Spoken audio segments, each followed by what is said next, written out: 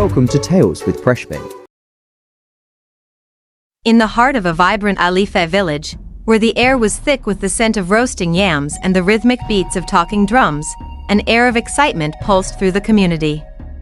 The elders sat under the ancient Irako tree, murmuring blessings, while children darted around, giggling and dodging bustling women balancing trays of food on their heads.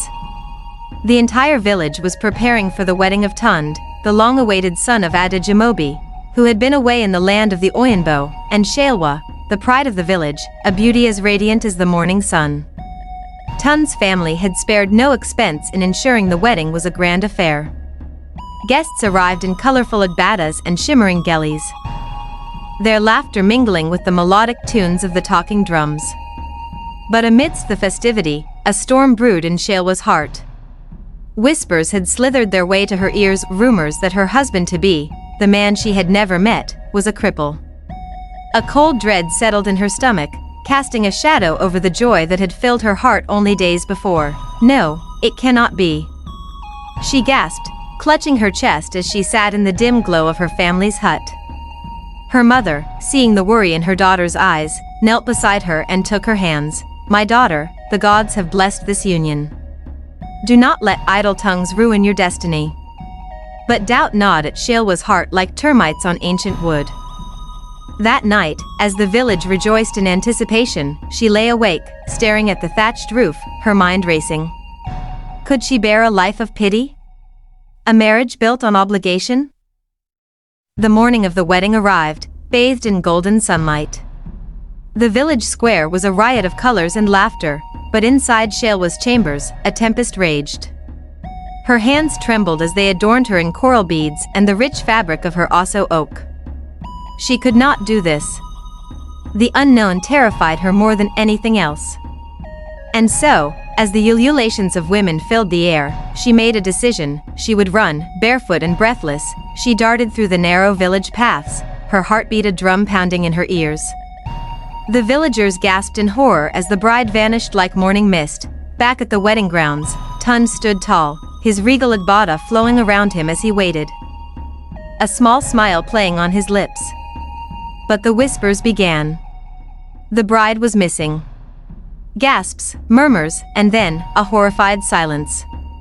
His mother clutched her chest, his father turned away in shame, and the guests exchanged worried glances. But Tund simply sighed, his eyes reflecting an emotion only he understood. He had known this might happen. Days turned into weeks, and Shalwa found herself in the city, a world far removed from the village she had known. Yet, peace eluded her. The heavy weight of guilt followed her like an unwanted shadow. Then, one fateful afternoon, fate intervened. Walking along the bustling streets, she spotted him. Tund. He was not bent, nor crippled. He stood tall, confident, his presence commanding respect. Her breath hitched as their eyes met. "Tund." She whispered, as if saying his name would dissolve her shame. I am so sorry. I believed the rumors." Tund studied her, his face unreadable, before a small smile tugged at his lips. "I know," he said simply. "I heard what happened. But you should know, rumors are like dry leaves in harmattan. They scatter in the wind, but they are never the truth." Tears welled in Shalwa's eyes.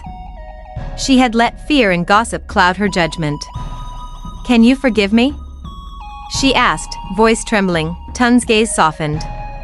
"The question is, can you forgive yourself?" Hope flickered in her chest. "If you're willing. Can we start again?"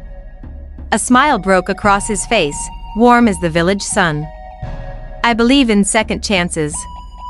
In that moment, as the city hummed around them, they chose to rewrite their story, not dictated by fear, but by trust.